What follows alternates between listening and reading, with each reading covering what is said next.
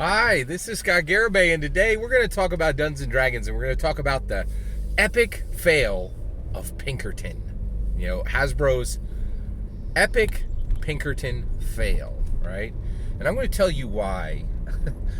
Hasbro is winning at a level that is literally not understandable to the vast majority of people. And this is what I'm trying to explain to you. Hasbro's failures are more valuable than any other tabletop role-playing game company's major successes, right? Because they are not even playing in the same arena. So let's get into this, right?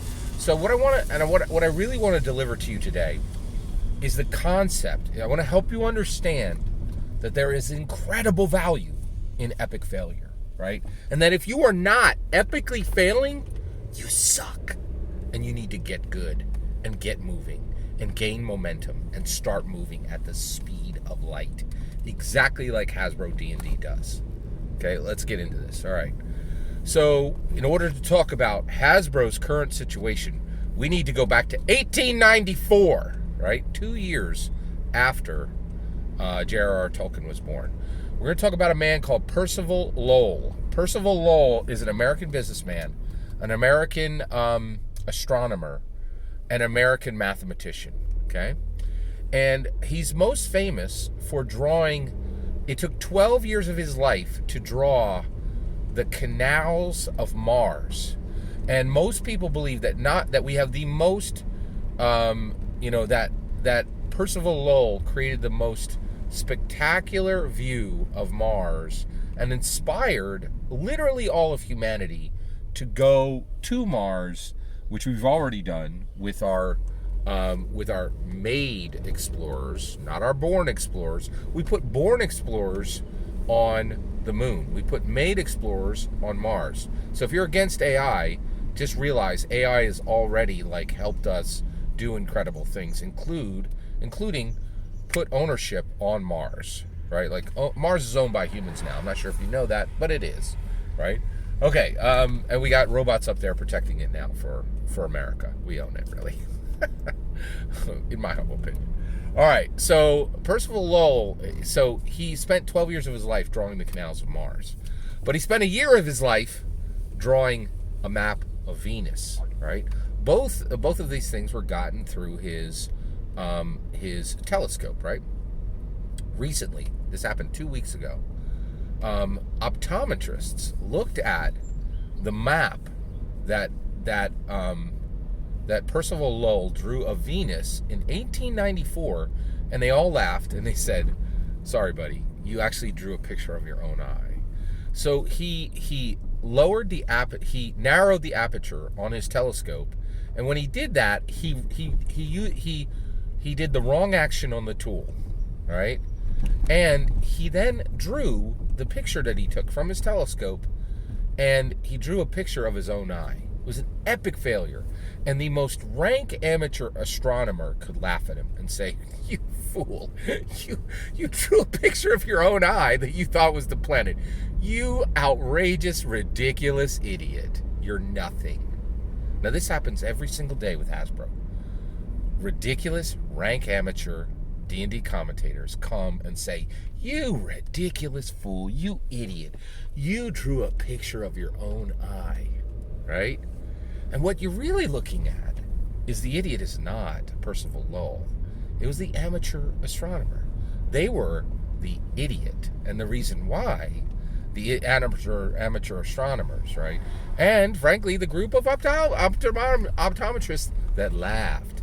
And the reason why is Percival Lowell was moving at the speed of light, baby, man. That dude did more before he got up more before noon than you do in a week, right? He was moving at the speed of light, and he would epically fail because he skied the K-12, right? He skis the black diamonds, and when you ski the black diamonds, you're gonna go over the rocks sometimes, and you're gonna hit a tree, right? And you're gonna spend 2 months, with your leg in a cast, and then you're gonna get back on it.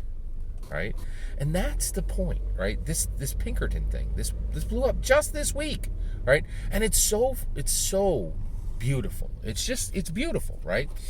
Bob Worldbuilder just apologized to his people. He's like, "Hey, everybody, I know I was going to talk about a whole bunch of, DCC, and I was going to talk about Pathfinder. I was going to talk about every game under the sun except Dungeons and Dragons, but I just couldn't, because in the last month it was D&D Honor Among Thieves Global Film. It was Dungeons and Dragons Direct. It was Dungeons and Dragons Influencer Summit. I'm so sorry. I really want to talk about every tabletop role-playing game in the world except D&D, and just tell you all these awesome things that are happening in TTRPGs other than Dungeons and Dragons. But it just couldn't, because just too much stuff happened. And he's like, but don't worry, it'll all calm down soon. It'll all calm down soon. And I'll be able to talk about all these other games other than Dungeons and Dragons. You know where Bob Wilder's going to be talking about in about a day or two, if not already? Dungeons and Dragons and Pinkerton. And the Pinkertons, right? Like, Hasbro sending the Pinkertons. Not kidding. The epic heroes of American law and justice. Pinkerton Detective Agency, right? Like, those super cool dudes that you've seen in CCGs, TTRPGs, novels, movies, shows. Those cool dudes. Right, like those epic, bald eagle, red, white, and blue blood going through every single one of their cool detective agency, flap out their long coat. Those guys, right? Like, yeah, the Pinkertons, right? Like, they sent the Pinkertons to go get March of the Machines Aftermath. What is that? It's a whole bunch of cards who represent every single NPC, location, and magic item in the Dungeons and Dragons realm of Dominaria. That's what it is. And so why did Hasbro send the Pinkertons to say, give that back? Because they're a mama bear, man. They are the guardians of Dungeons and Dragons. And they know that they have the best, the most important tabletop role-playing game in the world. And they ain't going to let nobody mess it up. They're going to let one guy who's like, oh, you know what? A whole bunch, probably 100, maybe 200 people worked on, March of the Machine, Aftermath, and I'll just break Street Date by a month and just spoil the whole thing. And everybody who worked on it, they can all go kick rocks. I don't care about their labor. I don't care about their art. I don't care about their writing. I don't care about their rules design. I don't care about any of that. I just care that I have a stream where I can break Street Date on something a month early.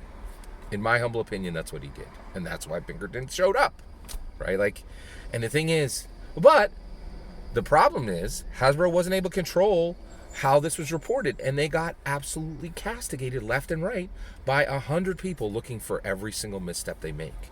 But this is the point. Their epic failures are better than any achievement. And I guarantee you that this Hasbro failure got 100 times more press and more talk from me, and more talk from Bob Worldbuilder, and more talk from Dungeon Master, from Professor Dungeon Master, and more talk from Ted Immersión than anything any other tabletop role-playing game company in the entire industry did that week. That's my point. You need to get failing. You need to have epic failures. And we need to stop laughing when Hasbro epic fails and realize all you're seeing is a baller, speed of light, mama bear guardian for Dungeons and Dragons whose failures produce more than any other company can produce. When the OGL Crisis came out, right? 8 months of Pathfinder product was sold in 1 month. Paizo didn't do nothing to sell any of it.